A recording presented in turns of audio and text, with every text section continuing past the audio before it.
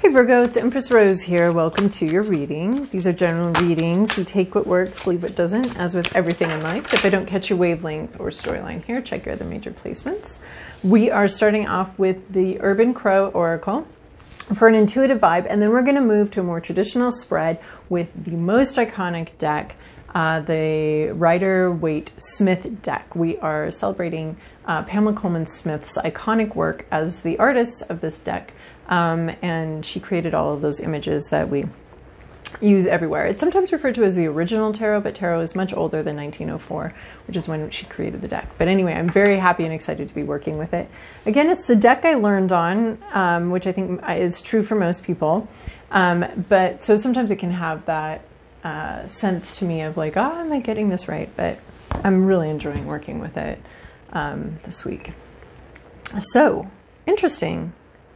Did she get ghosts last time?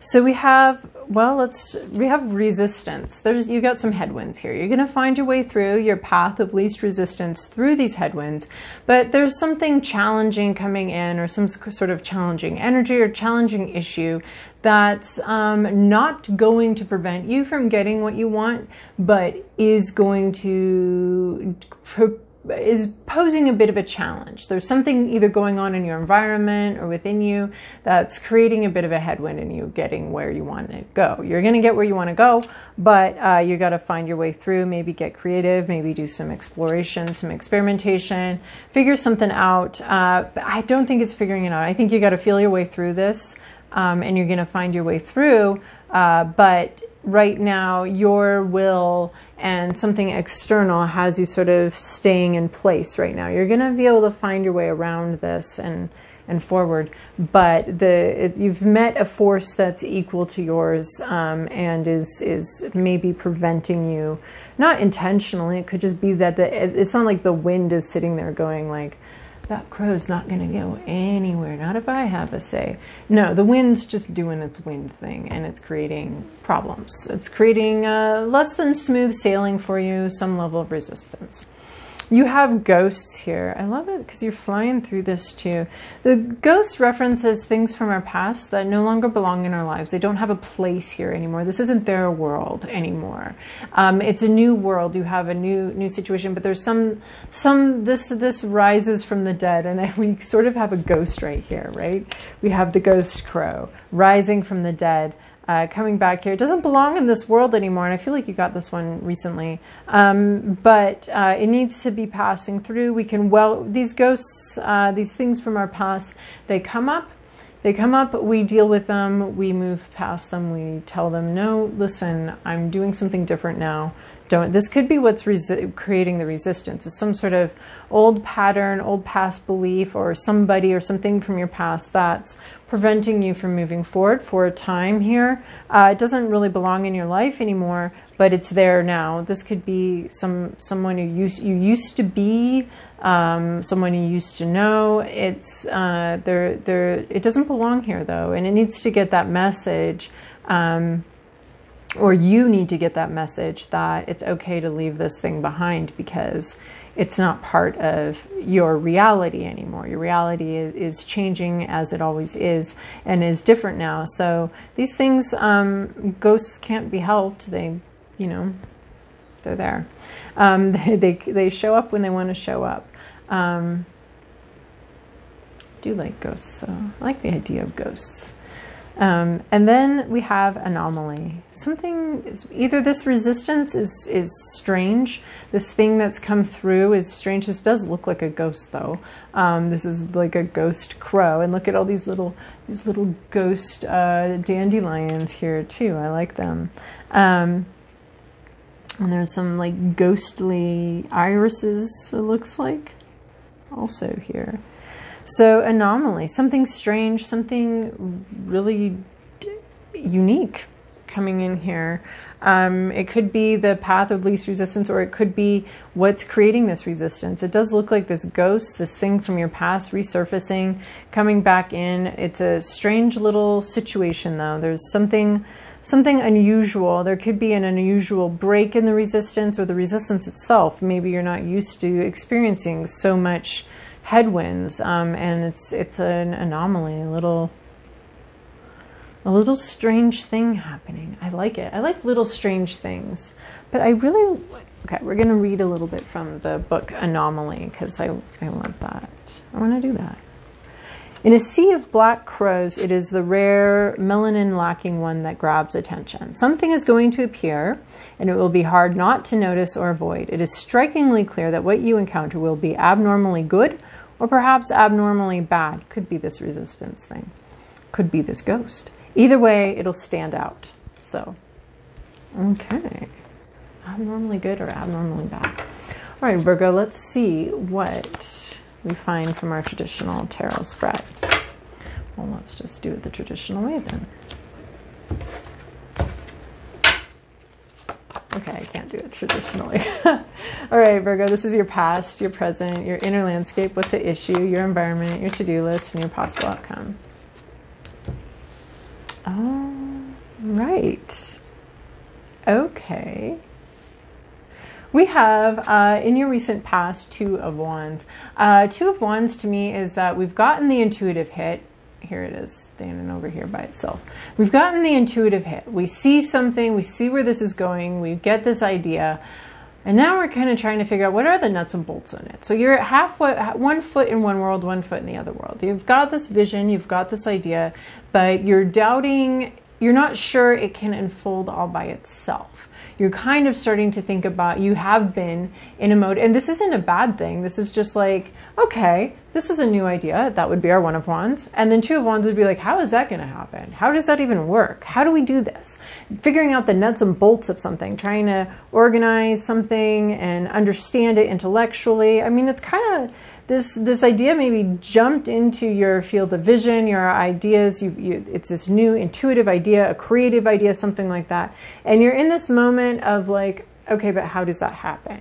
So you're not quite in full faith that it's going to happen, and you are still working on the nuts and bolts. Of course, the nuts and bolts of how something's going to happen and organizing it and figuring it out, those can be important. This is like creating the business plan, creating some sort of plan. So you've been in the planning stage. It's not necessarily the suit for the planning stage, but that too, in a lot of the suits, that too is the resistance to the original idea. We have the original idea here. We have, you know, in the swords, the original communication, that first thing. And then the two is talking about some resistance to that thing, that doubting that it's going to happen. There's something intuitive, there's some sort of flow here, there's some sort of, it could even be sexuality, creativity, intuition. Something wants to flow here. The Wands is a very organic suit where things happen organically and intuitively. But we're really strong in our intellect and in trying to figure out the nuts and bolts of this rather than going with the flow. The Wands want us to go with the flow. This too here in that Wands suit is talking about trying to figure out something intellectually when it's actually something that needs to flow. But it's not always bad. I mean, we got to plan stuff. We got to make the business plan for the, you know, bank or whatever. You got to, there's a time and a place for two. So I don't see the Two of Wands. I see it as just like we're not really flowing with an intuitive idea. We have experienced an intuitive idea and we're kind of trying, like, really? Like, how's that work? How's that even going to happen? I don't understand. So we're trying to figure out it intellectually, some sort of intuitive idea intellectually here. So that's where you've been, this Two of Wands here.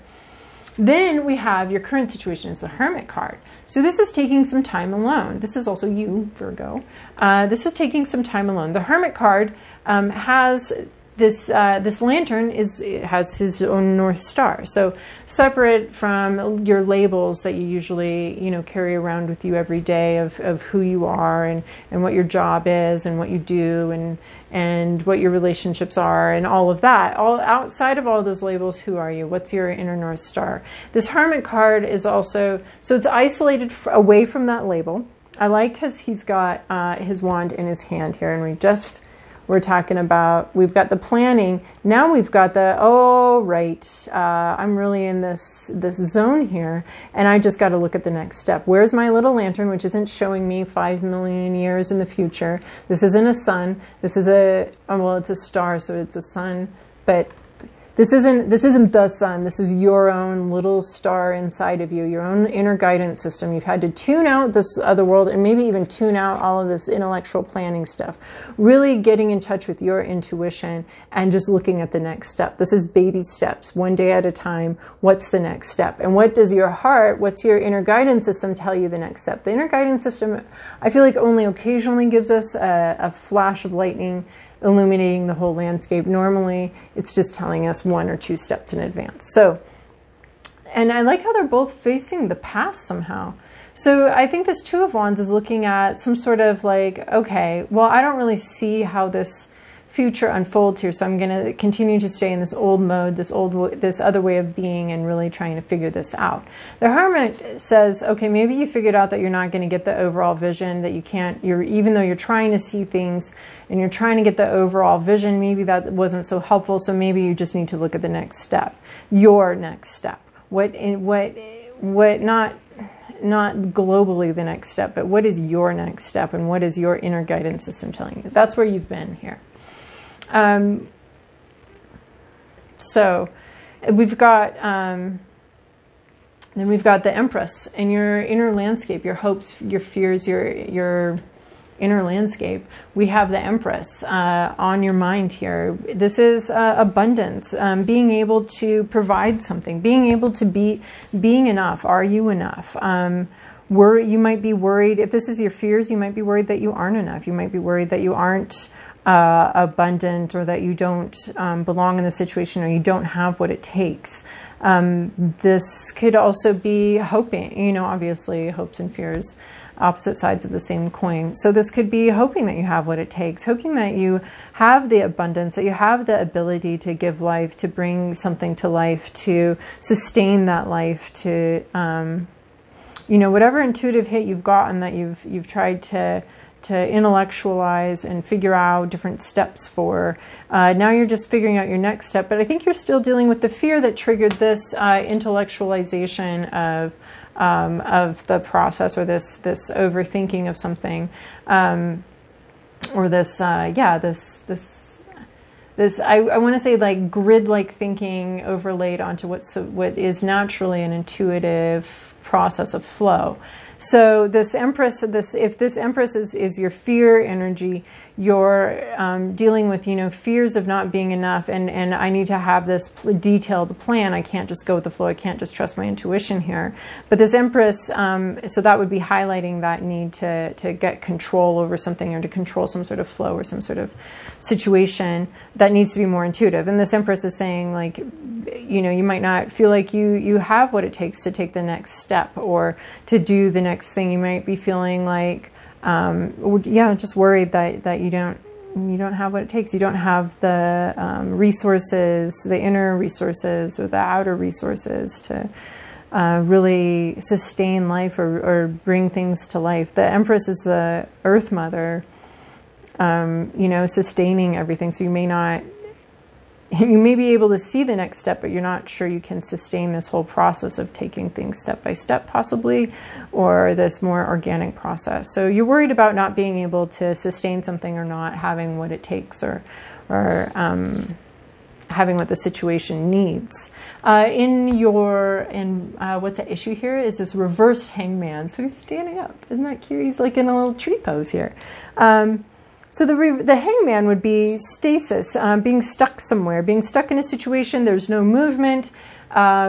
There's nothing going on, and there's really nothing you can do to change it. All you can do is think about. There's a lot of overthinking here with the Hermit and with this Two of Wands here. And with the hangman energy too, that's a time to think, how did I get here? How did I get in this situation? How do I get out of the situation? How do I take advantage of movement when I'm finally free here? So this is a lot of like gaining enlightenment while you're stuck somewhere. But the hangman in reverse is coming out of a stasis, coming out of a situation that's been stalled, that's had a lot of resistance, that's been stuck in a place, and coming out of that. And so as movement happens, you may be facing this more and more, this fear that you're not enough, this fear that you don't have what it takes. So you may be facing that more and more as as things start to move step by step, bit by bit. You're no longer stuck in this hanged man situation. It could be you're stuck in the yeah, their movement is starting to happen, and this could be freaking you out a little bit about, you know, you've thought about something for a long time, but what if, but now that the reality could possibly be here, do you have what it takes? Do you have what you need? Have you thought about all the ramifications? Have you figured this all out about how to move forward? And how do you move forward?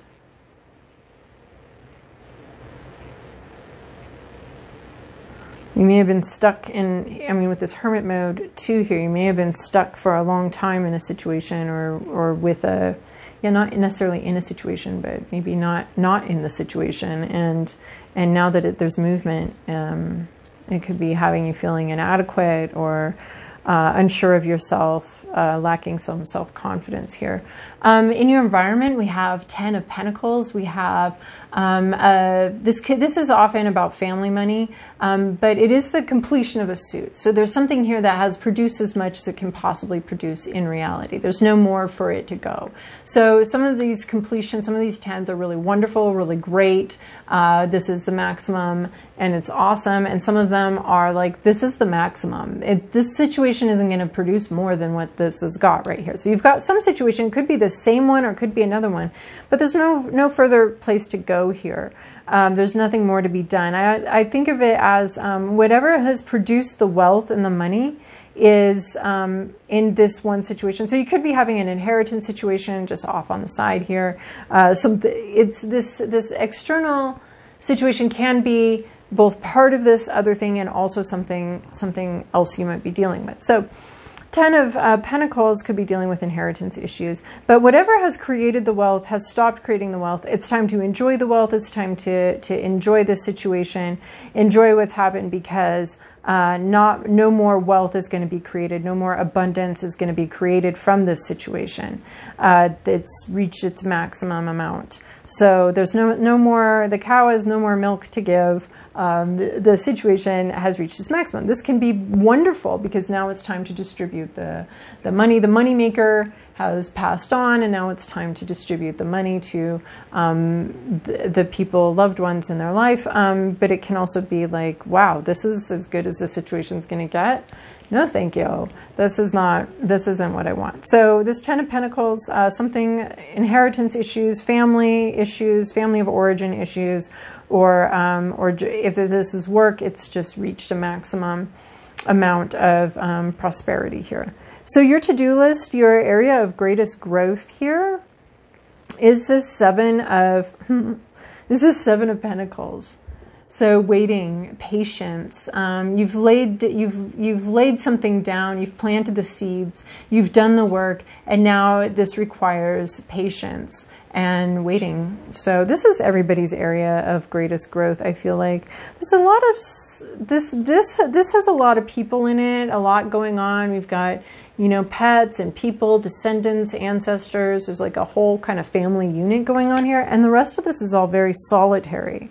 We have, you know, trying to figure out something, trying to understand what this organic thing, trying to bring order to some sort of intuitive chaos, and then isolating and trying to find your next step organically. Now you're getting it. Now you gotta, you know, figure out your next step according to how it feels right to you. Feeling like you're not enough, having some movement, move forward, some sort of money abundance going on in your environment. And now we've got patience. So we've got this almost a hurry up and wait vibe.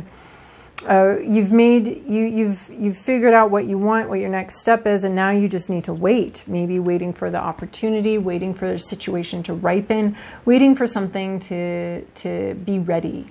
So you're watching the water boil in the pot, you're watching your cookies bake, you're watching your bread rise. You're just, so just having patience. And I guess there's also a sense here of keeping a watchful eye on something and having some patience about it. It almost seems to flow from this 10 of Pentacles here, from some sort of environmental situation.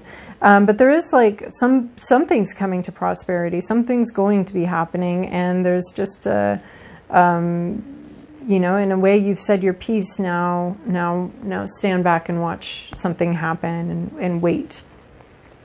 And where you're going, possible outcome here. We have the High Priestess card. We have the knowable and the unknowable. Oh my God, I love how the Empress comes, they're here together. This is very powerful feminine energy, female energy, abundant energy. We've also got the Hermit and the Hanged Man. So these guys are friends, right?